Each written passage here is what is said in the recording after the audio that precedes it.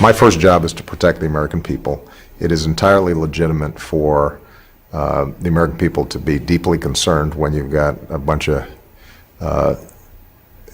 violent, vicious zealots who behead people or randomly shoot a bunch of folks in a deli in Paris. President Obama has decided the best course of action for him and for America is to downplay talk of certain groups being called Islamic terrorists. This despite the fact the connection is obvious. Now his talking heads are shying away from connecting an attack on a kosher deli in France with violence against Jews. Is the president doing the right thing in tamping down the furor, or is he purposely seeking to alienate a large part of the American electorate and the world? And in that case, what would be his motive? Let's welcome to MidPoint, Republican member of Congress from the 1st Congressional District in New York and currently the only Jewish Republican in Congress, Lee Zeldin joins us. Congressman, thanks so much for being here. It's great to be with you. Thanks for having me. Congressman, do you think perhaps the president, if he could, he would take back that statement of a random attack in Paris? And not only that, but he would want to explain to people that maybe he doesn't hold any sort of grudge against the Jewish people, because many of the Jews I speak with, that's what they think about the president. Well, the president doesn't really have much of a history of taking back and apologizing for what he says and the use of terms that he uses. I think that the step number one of defeating radical Islamic extremism is identifying that we're up against radical Islamic extremism. He's negotiating with nations that are state sponsors of terror in Iran, literally working to overthrow governments like what we're seeing in Yemen. So the president, really, step number one, needs to identify exactly what we're up against. And I think the American people they prefer brutal honesty. This president really needs to start giving it to them. Then let's get down to the brutal honesty then. From your constituents and the people you talk to, when the president makes statements such as these, when he says that he will not meet with the Prime Minister of Israel simply because of an election issue, do they believe him? And do they think that the man is anti-Semitic in some case, or perhaps just doesn't really understand what the Jewish people have gone through?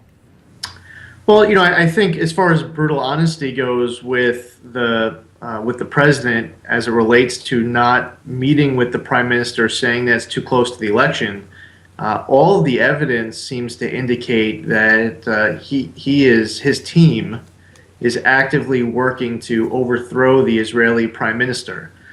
You have 16 former Obama staffers currently working as part of a contract through 270 Strategies and V15, Victory 15. They've partnered with a U.S. taxpayer-funded non-for-profit called One Voice, which advocates, they talk about on their website about how they are partners with the State Department. I don't think that this president would be too upset if he saw the prime minister ousted, which is greatly unfortunate. Right now is the time to be standing with our nation's strongest ally. I don't care who the Israeli prime minister is, when it is, they should have an open invite to come address the American people. There should never be any daylight between our countries, and I'm looking forward to this historic speech. Let me get to this, though, Congressman. I got about a minute left, and then we'll take a break. We'll come back and we'll continue. But let me get your thinking on this. When you use the word overthrow the government here, is it, and I understand that what you're using here is a hyperbolic word in many senses, but is it really because the president only wants to push through his Iranian deal, or is there something else? Well, I think that there's a whole lot wrong with the president's foreign policy. Iran is one piece of it. I think that is one component. I think that the president looks at Netanyahu as a conservative, looks at his party in Israel being like a Republican party here in the U.S., and this president is all politics all the time, whether it's at home or abroad. But do you think that there's something else other than Iran in the president's mind? I think that there's a lot in the president's mind. Whether he's talking to Cuba, he's talking to Vladimir Putin, the evidence all over the map.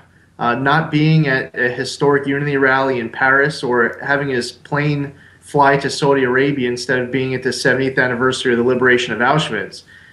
It seems like his priorities are misplaced. He needs a refresher course on who our friends are and who our enemies are. and we need a stronger foreign policy. All right, if you would please stand by just a moment. Congressman Lee Zeldin will return after a short break, and the looming class warfare thanks to the president's tax ideals, and so much more when we continue.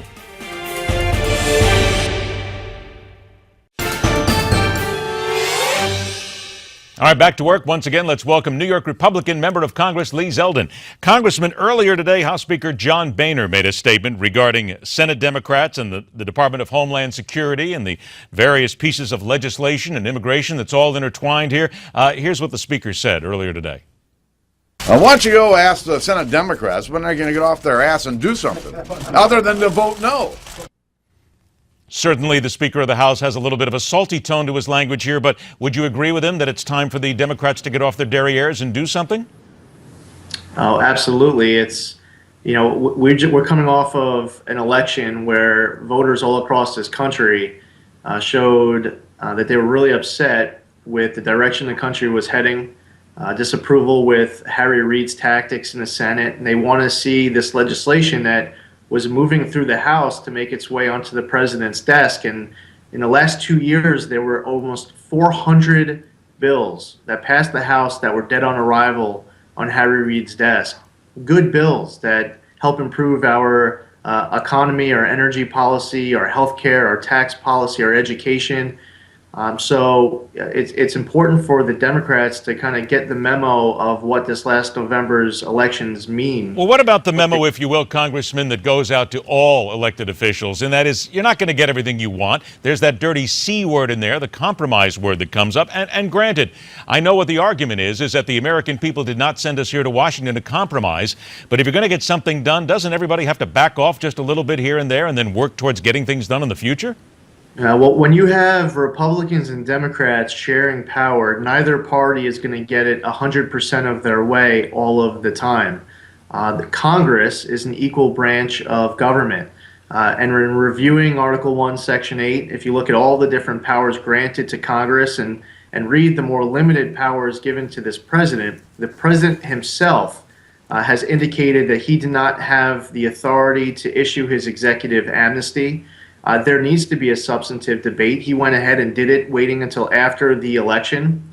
He didn't have the authority to do it. He's admitted it in the past, and now we should have a debate on what the best path forward is. But the political tactic that the president's way is the way it needs to be, and those in the mainstream media who help push the president's agenda as if he's going to veto something, that means we're wasting our time. That's not what the American people want. They want to see us. I got to be honest with you, though. You just used the magic words here, wasting our time.